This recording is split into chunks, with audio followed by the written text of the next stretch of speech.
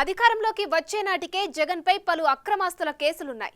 సీఎంగా ఉన్నత కాలం ఆ కేసుల విచారణకు హాజరు కాకుండా రకరకాల కారణాలతో కాలం గడిపేశారు ఆయన. అసలు కోర్టు మెట్లు ఎక్కడానికే ఇష్టం లేనట్లు వ్యవహరించారు. ఇప్పుడు పవర్ పోయాక ప్రతి దానికి కోర్టును ఆశ్రయిస్తూ అందర్నీ ఆశ్చర్యపరుస్తున్నారు.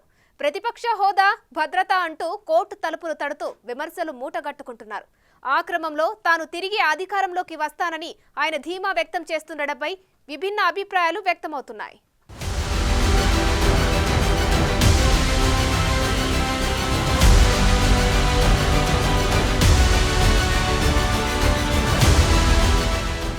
ఓటమి తర్వాత మాజీ ముఖ్యమంత్రి జగన్ పదే పదే బెంగళూరు యలహంక ప్యాలెస్లో గడపడానికి ఇష్టపడుతున్నారు కానీ పెద్దగా జనంలో కనిపించడం లేదు. ఆయన బెంగళూరు నుంచి తాడేపల్లి వచ్చినా ఆయన పర్యటనలన్నీ చర్చల్లో నలుగుతూనే ఉన్నాయి. ఒకసారి పోలింగ్ సమయంలో మాచర్లలో విధ్వంసం సృష్టించి అరెస్టైన మాజీ ఎమ్మెల్యే పిన్నెల్లి రామకృష్ణారెడ్డిని నెల్లూరు జైలుకెళ్లి పరామర్శించి వచ్చారు.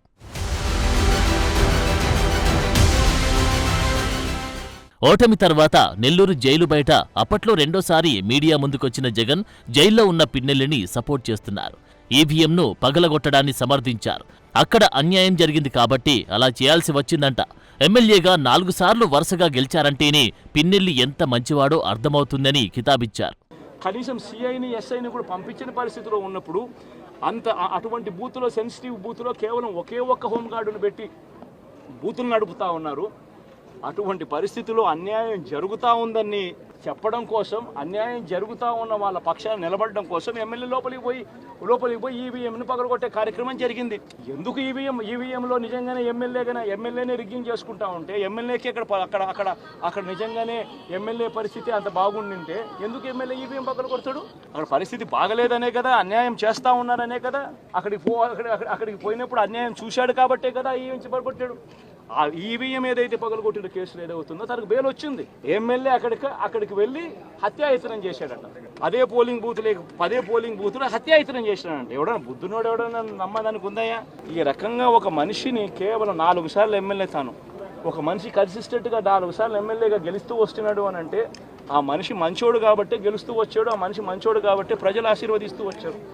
అటువంటి వ్యక్తిని తీసుకొని వచ్చి తప్పుడు కేసులలో ఈ మాదిరిగా బిగించడం ఎంత మటుకు ధర్మం? తర్వాత పల్నాడు జిల్లా వినుకొండలో వ్యక్తిగత కక్షలతో జరిగిన హత్యకి పొలిటికల్ కలర్ ఇస్తూ హడావిడి చేశారు. పల్నాడు జిల్లా వినుకొండలో రషీద్ అనే యువకుడు హత్యకు గురవడంతో మాజీ ముఖ్యమంత్రి జగన్ బాధిత కుటుంబాన్ని స్వయంగా వెళ్లి పరామర్శించి వచ్చారు. ఆ సందర్భంగా కూటమి ప్రభుత్వం అధికారంలోకి వచ్చిన 45 రోజుల్లో రాష్ట్రంలో జరిగిన మారణకాండ వివరాలను చక్కగా చదివి వినిపించారు. నిఘా వర్గాలు తనకు నివేదిక ఇచ్చినట్లు రాష్ట్ర వ్యాప్తంగా 36 హత్యలు, 35 ఆత్మహత్యలు, 300 హత్యాయత్నాలు జరిగిపోయాయని తెగ ఆందోళన వ్యక్తం చేశారు. పనిలో పనిగా రాష్ట్రంలో రాష్ట్రపతి పాలన పెట్టాలని డిమాండ్ చేశారు. ఈ 45 రోజుల పాలనలో ఏకంగా 31 రాజకీయ హత్యలు జరిగాయి. 31 కూడా కాదు. ఇక్కడికి రాకముందు మా వాళ్ళు నాకు చెప్పిన సంఖ్య 36. 45 రోజుల్లో దాదాపుగా 36 రాజకీయ హత్యలు, 300కు పైగా హత్యాయత్నాలు, 300కు పైగా హత్యాయత్నాలు. తెలుగుదేశం పార్టీ వాళ్ళ వేధింపులు భరించలేక 35 మంది ఆత్మహత్యలు చేసుకున్న పరిస్థితులు రాష్ట్రంలో ఉన్నాయి. వినుకొండ పర్యటన సందర్భంగా రాష్ట్రంలో రాష్ట్రపతి పాలన విధించాలని భారీ డిమాండ్ చేసిన ఆయన చెప్తున్న హత్యల వివరాలు వెల్లడించాలని ప్రభుత్వం కోరినా స్పందించలేదు. పైపెచ్చు ఢిల్లీలో సింబాలిక్ ప్రొటెస్ట్ అంటూ ధర్నా చేసి వచ్చారు.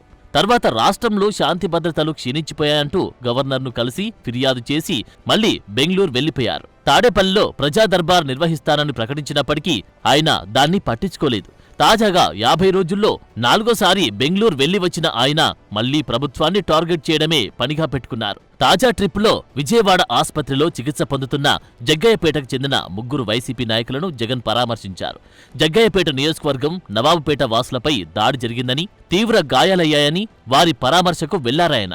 ఈసారి ఆయన ఏకంగా ముఖ్యమంత్రి చంద్రబాబు నాయుడికి వార్నింగ్ ఇచ్చారు. చంద్రబాబు పాలనపై దృష్టి పెట్టకుండా దాడులు చేయిస్తున్నారని, పరిస్థితులు ఇలాగే కొనసాగితే తమ ప్రభుత్వం వచ్చాక ప్రతిదాడులు చేసే తమ కార్యకర్తలను ఆపలేమని హెచ్చరించి మళ్లీ అధికారంలోకి రాబోతున్నామని తన కాన్ఫిడెన్స్ లెవెల్స్ చాటుకునే ప్రయత్నం చేశారు. స్కూళ్లను నిర్వీర్యం చేస్తూ, చదువులను నిర్వీర్యం చేస్తూ, హాస్పిటల్ని నిర్వీర్యం చేస్తూ, చివరికి ఏ ఒక్కరు కూడా మిమ్మల్ని ప్రశ్నించకూడదు అని, ఏ ఒక్కరు కూడా రోడ్లెక్కకూడదు అని, ఈ మాదిరిగా భయాందోళన క్రియేట్ చేయాలనే ఉద్దేశంతో గ్రామ స్థాయి నుంచి మొదలెడింది.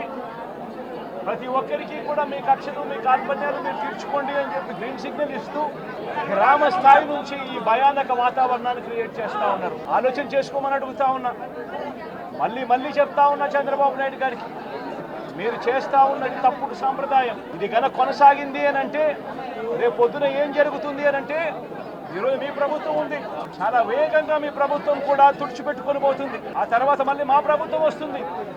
ఆ తప్పుడు మా ప్రభుత్వం వచ్చినప్పుడు కార్యకర్తలను నేను వద్దు అని చెప్పినా కూడా వినకుండా ఆ కార్యకర్తలు చంద్రబాబు నాయుడు గారి తెలుగుదేశం పార్టీ వాళ్ళందరికీ కూడా బుద్ధి చెప్పే పరిస్థితి కూడా చంద్రబాబు నాయుడు గారు బీజం వేస్తా ఉన్నారు ఈరోజు.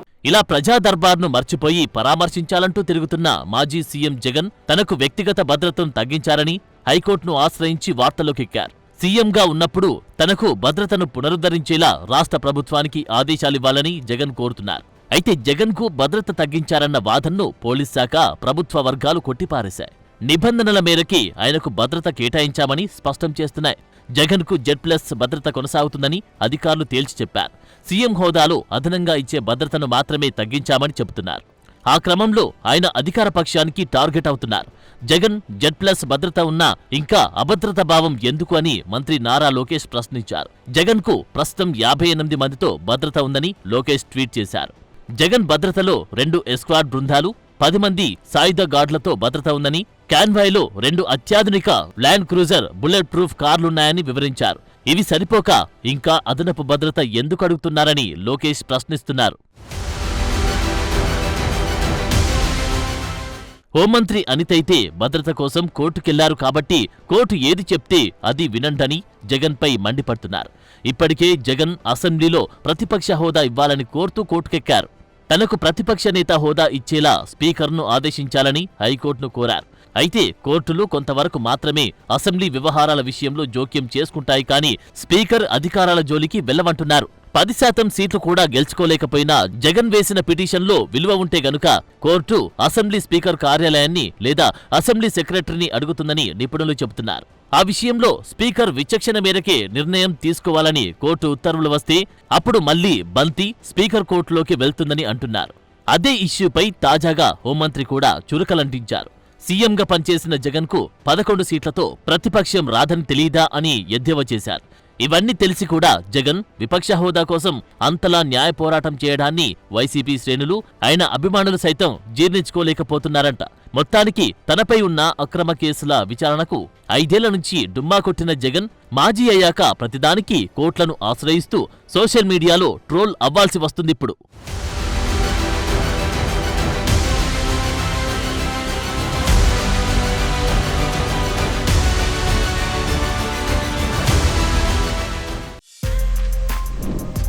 For more videos like this, subscribe Big TV channel.